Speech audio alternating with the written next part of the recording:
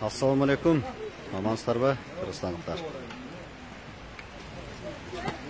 Бизде Ошто көйгөй ушундай.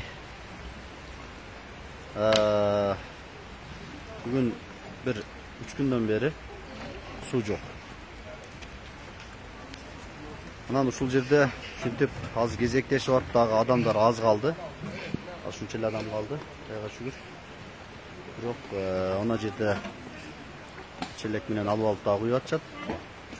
Өзү негизи ушул бийликтин ушул малга чейинки таза сууну кылбаган биздин чоңдор качанга чейин ушинтип элдерди алдап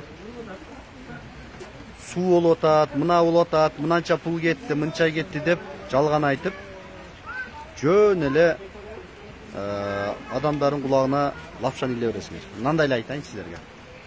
Ушул Гор водоканалдын чоңунан баштап, Кудай буйрса, биз ушу Камчыбек Ташиев Кыдыршаевичке жана ошондой эле Садыр Жапаров Нуркожоевич сиздерге ушул видео аркылуу кайрылабыз. Ушунча жылдан бери, канча жылдан бери суу проблема болду бизде арса? Көп жыл болду, Жамгыр жаады, все болду. Жамгыр жаады, бүттү. Эми Кудай буйрса, ушул сууну ким акча бөлүп сууга, ошол сууну кылбаган инсандар буйрса жакын ортодо жоопкерчиликке тартыласыңар.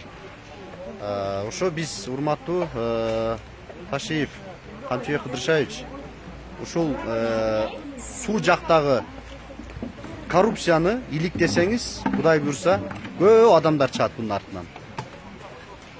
Ошол ушинтип кезекте турабыз суу алайлы деп. Бар болуңуздар.